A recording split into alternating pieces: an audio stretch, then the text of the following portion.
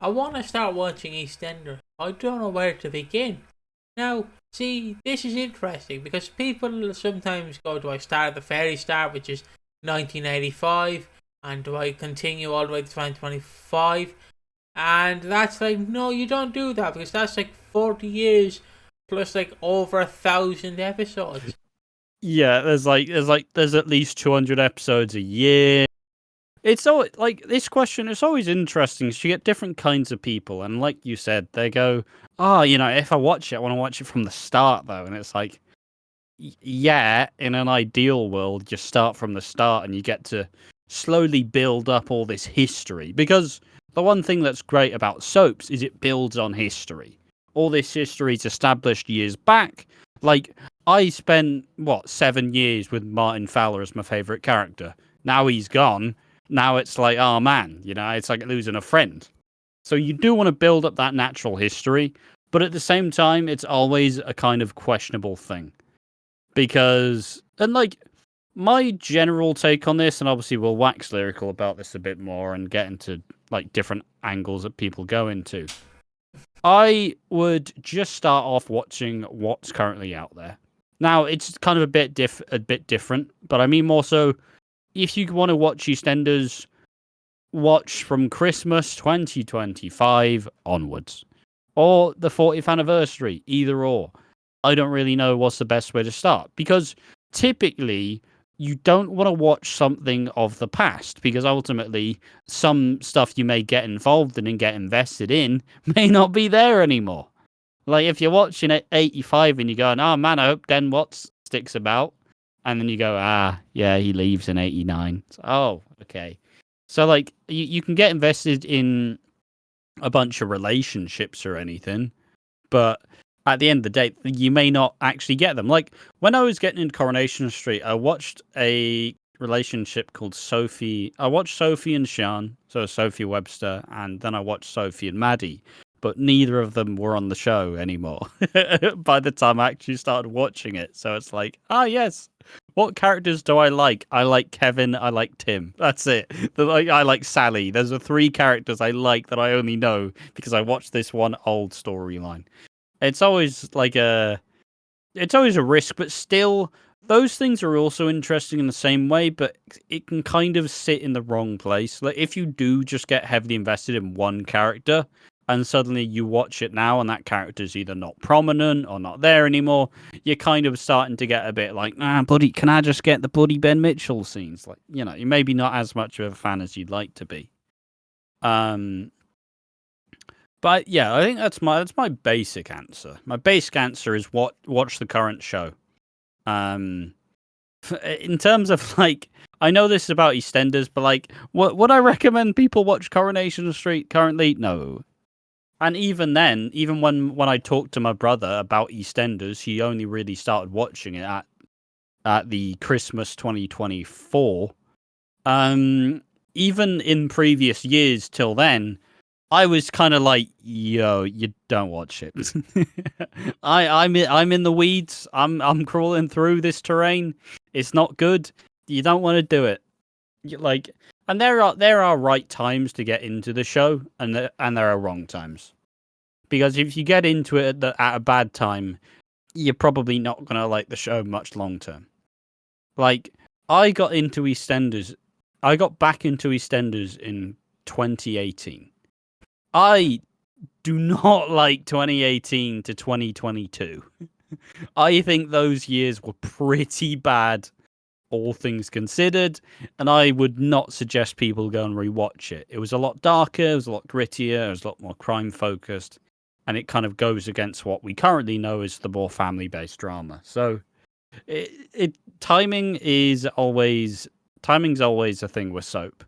Because a good soap's only ever like a couple of years away from being like the worst it's ever been. It's the kind of deal. Like when did you like start getting back in? What was your hook? Oh, sorry, I cut too early to me. My hook was 2022 because I really wanted to see Gray Atkins guys come up, and which is very weird because if you watch this channel, Gray Atkins is considered. Can I say the word? I can't say the word. He's considered the dog shit. He is not that good. He is terrible. No, look, nothing wrong with Greg Atkins. You can enjoy him. It's just Yeah, he like.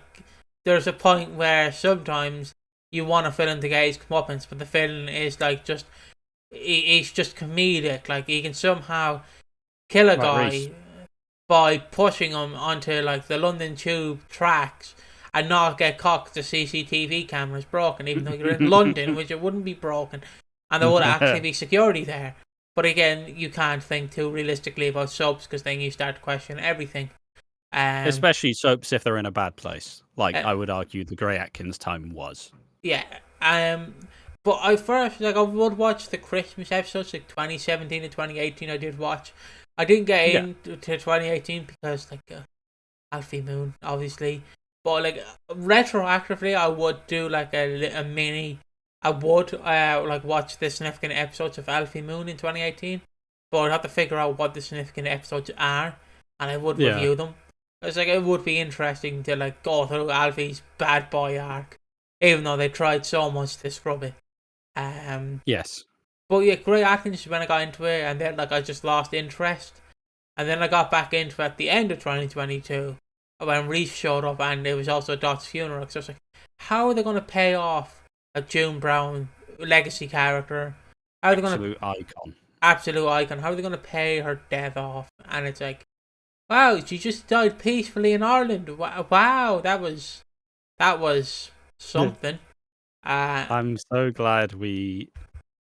Well, I mean, we don't know the specifics, and obviously it was implied that she never wanted to come back anyway. So maybe they worked with a. We have kind of hit that. We've struck that stick many times. Perhaps there's more to know, but obviously we didn't really like that that ending. And I think just to continue that point though is like by getting invested in the show currently, it leads to less disappointment with where you want it to go, because typically you can generally judge where it's going to go with how it's performing. Like, and also generally this year's going to be quite an interesting one overall. New executive producer, a whole different angle of the show. Chris Glenshaw, I'd still say that he kind of put EastEnders in a bit of a renaissance era where it kind of returned to form and continued to grow and develop and kind of reunite the passion with a lot of people, which is something that the previous iterations of the show probably struggled with. But also, if you didn't really like the more family-centric drama, there's a chance it could change. You know, there is a chance that Ben Wadey, the new executive producer, could take it a completely different direction. New families, axing the deadweight characters. Like, there's a way that you could just simply start to usher in this new era, which is your era, and all producers want to get a different stamp on it. And at that point in time, that's like once you are all caught up and you have that little bit of excess time, that's where I'd start to suggest you go back and watch like, you know, the previous year or the year before, or you start like a goal where you're like, I'm going to watch all of this.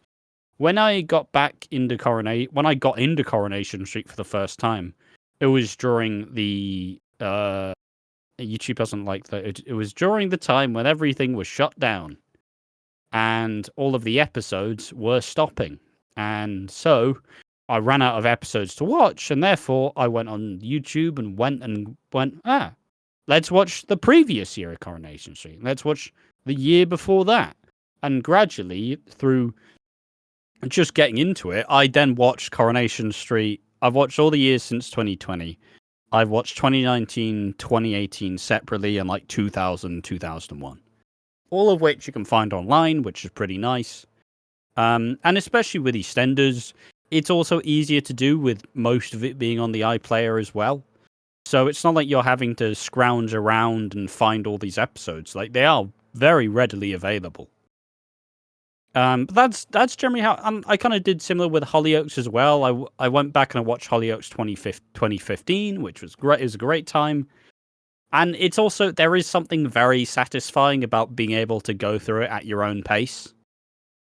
Because like and also similarly, when I watched a bit of classic EastEnders, when I watched a bit of 1985, I was pounding away like 10 episodes a day. Like, oh yes, in the veins. Yeah, this is great. Love all this. So once you start to go back, it can be such a kind of addictive in a sense where you're like, oh, it's all so good, and you have to wait for it to come out 4 episodes a week. I've watched 8 episodes in a day. Oh, delicious, succulent soaps. But it's a kind of, because what you're trying to get at the end of the day is you're trying to stir that kind of fire. You're trying to stir that passion. You're trying to build up what you know, and so it ends up helping what you're currently seeing. Like, is it more fun to know Phil Mitchell, the character that a lot of us have known for 20, 30 years now? Or is it just like, who's this Phil guy? And then you slowly get more and more. One thing I used to do, and one thing that's definitely a fun thing, is when I would get into a new soap or a new character, I would be scrolling the Wikipedia. It's like, what did Phil do? Oh, bloody hell. Like I did it a lot with Coronation Street, did it a lot with Hollyoaks. Like, all right, and what did this character do? Because ultimately there is such a high amount of soaps to get through that, despite being a pretty active soap watcher and someone who dedicates a lot of my free time to doing this, at this point in time, I'm not watching previous years of shows. Like, I'm not. There's so much stuff to keep up with now. And if I aim to add more, there's just not enough time.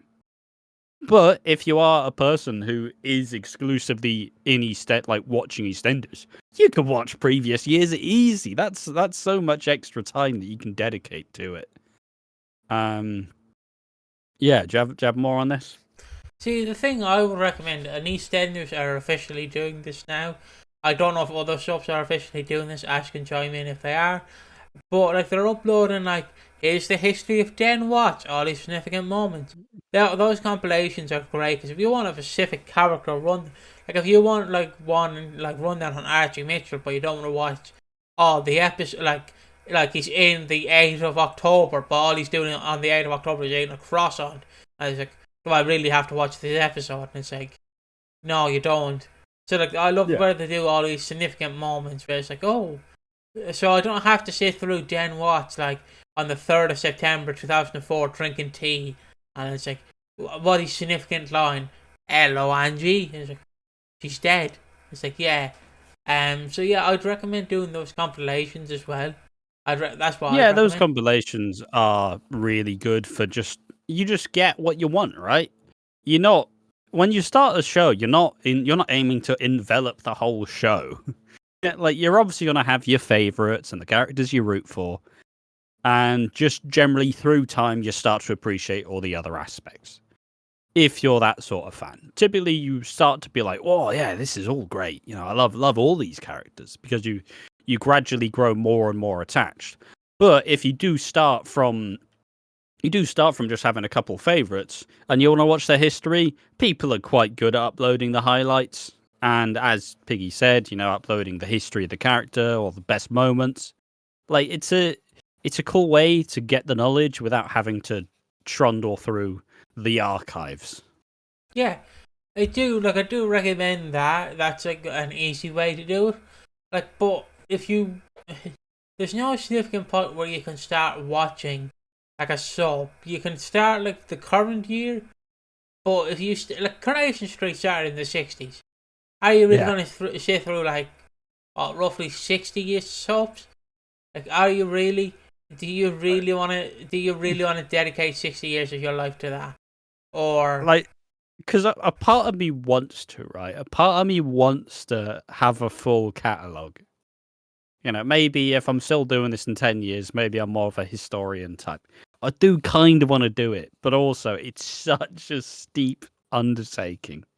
It's such a ridiculous, and that's why it's why if you're just starting out, you really shouldn't start from the start of any show. You shouldn't start from the start of any show. You will fall. It's not even much pressure, but you will crumble under the weight of going, all right, just need to watch 30 years of this now. Like, there's so much to get through, and it's kind of absurd. But people who have been watching it for a significant period of time, what's a couple more years if you've been watching it since the 80s or since the 90s kind of deal. I will add that I think, like, I'm just gonna add this just to make it crystal clear. I think Ash meant soaps. Like, obviously, if you're watching The Sopranos, you just don't watch season 6. So yeah. What's wrong with season 6? Well, no, like, because you say if you get into a show, like, you don't watch from the start. So Yeah, obviously. yeah. So I'm just clarifying that he meant soaps, just in case someone's like, "Bloody hell, I'm gonna watch season 8 of Game of Thrones." Wow, I missed the God, this show sucks. Jesus, who wrote this? Why is it so popular? I still, because like I said, it's a mindset, right? You start, because soaps are different. You go, oh, I'd watch it from the start. You know, it makes it so much better. But like, because soaps are on year round, it's not like you can just dedicate a month to getting through Prison Break, for example. Like, yeah, sure, there is only like 20 episodes a season, but at the end of the day, soaps have about 200 episodes a year. And, try as you may, you got to be pretty dedicated to actually do it in any reasonable amount of time. Yeah, feel like you have to be like some sort of, like, maybe watching on 2x speed. You know, you'll roughly get through like 20 episodes a day watching 2x speed. You'll miss half the context, but you'll have. But at least you've seen the scenes. But yeah, like, it's like, I'm just gonna put it here again.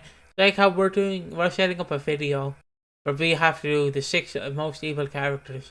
I've briefly touched on this on the podcast, but obviously, like, this might sound wanky, and I'm sorry, but obviously, like, true people who are doing this would obviously sit down and watch the entire catalogue of the character. But obviously, we're just two normies online.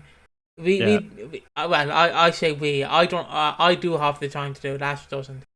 But like, I'm not. I definitely do. I just use it to do different things. Let's be honest. Yeah. But as I was saying, like, since we're I need to watch another of top 10 or the most unresolved mysteries that get solved? I'm like, bloody hell, another one. Yeah, I'll take it.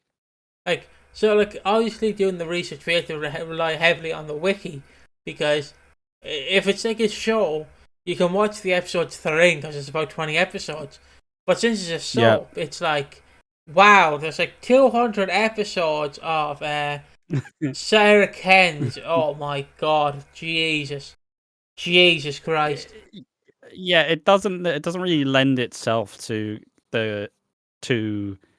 oh yeah, just watch it all. It's like, I remember the most ridiculous times, like, I was gonna make a video about the entire, like, history of Ben Mitchell, but I went, well, I've got to watch Phil and Kathy from the start. Then it's like, no, you don't.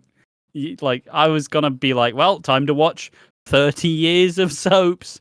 Obviously, that video never really made it into the past the initial research phase. There's just so much. There's so much to do. Yeah, I'd say, like, if I just to peel back the curtain, I'd say, like, if people are planning on to do those sorts of videos, and you don't really have the time to invest in watching like 600 episodes of a certain character, do just rely on the wiki and just credit it at the bottom, because those people did develop their time into doing that. Yeah. And there might be a few mistakes, like they might spell a name wrong, but like they're pretty good. Like, there's my, like, sort of piece with it. Just, if you're doing those sorts of videos, and if you want to do them, just Google the history of the character, and then, like, rely on the wiki, credit the wiki, and like, obviously don't steal everything from the wiki. Just happy ending, like, just do that. Like, Soap Study is great at doing, like, histories of characters. Like, the one I watched was, I think it's the correct guy, is Den Watts, and it was perfect. Like, he went in through the finger in the mouth. He went through, like, Den Watts' attempt, or not, Leslie Grantham attempt in real life. I don't know if I can say the word. And then I laugh at, like, the finger in the mouth, and then I cry when he goes, "Yeah, I was going to end it all in my son's bedroom." I'm like, thanks, Leslie. I was Jesus, having fun. yep. I was having fun. I was having Yeah. fun laughing at you, dirty old pervert, finger in the mouth. But now I'm not. So he did a great video on that. And then you have Talking Walford, who do like The theories. the theories, and yeah, it's pretty much that. Like they're great for all of that. Then there's also Walford After Dark, who also do great like podcasts. Just with weekly coverage, the podcast, yeah. He's one guy doing it, and it's perfect. Is it? What? No. Oh, I thought Walford After No. Dark had one guy. No, it's a podcast. It's got I don't remember the guy's name, but I remember the woman's name. Fair enough. But And, you know, it's a duo. It's a duo. Yeah, just like us. But yeah, that's what I recommend. And if you do like again want to get just a history of a character, just Google like is the entire history of Den Watts, and it's like okay, I'll sit through that, watch that. The history of Archie Mitchell, fine. It'll be harder when you're doing like more recent stuff like Reese Caldwell, for example, because obviously copyright and stuff. So yeah, anything else you want to add before we send it off? No, it's just to wrap it back round though. It's like the reason why soaps are so good is because it builds on the history. It builds on everything you know about a character. You can know them from the day they're born to the day they die. And that builds a subconscious bit of camaraderie with them, right? It builds that, like, that feeling of, I feel like I've known this character for years, because by the end, you've known a character for such a long time that they almost feel like a part of the furniture. They feel like a part of the family. They're so familiar with you. You've seen them through their ups and downs, from growing from young to old. Like, it's a really charming thing, but it also makes some of those bigger moments so much more enthralling. When, you've watched Ian all his life from like a teenager to being him now, but when Ian loses it all, you go, man, that's Ian. He's lost everything. I've known him for years. Jesus. And suddenly it just becomes so much greater because you have that long-term investment. And it's not something you can really get from other TV shows, because at the end of the day, this show's on 200 odd times a year. You're not exactly going to aim for perfection, because ultimately they don't have the time for perfection. They don't have there's no point in perfecting a scene where you're just paying for some bread at the end of the day. But that it's just such an enthralling like media, because nothing else quite works like it, and you can't get invested in these characters as much because they don't just get one big storyline and that's it. They get multiple arcs. They get a whole journey as a character. And, if you can get on the ride, it'll be a bumpy one, but it'll mean a whole lot more than it would have if it was the entire thing they did. So, probably start from current day, and if you like it, go to the past. You like it, watch previous years. You like it, go probably not from the start, because a lot of these, it has changed a lot from where it began, but there's a lot more out there if you actually want to continue it further. So yeah, there we are. That's where you start if you want to watch EastEnders.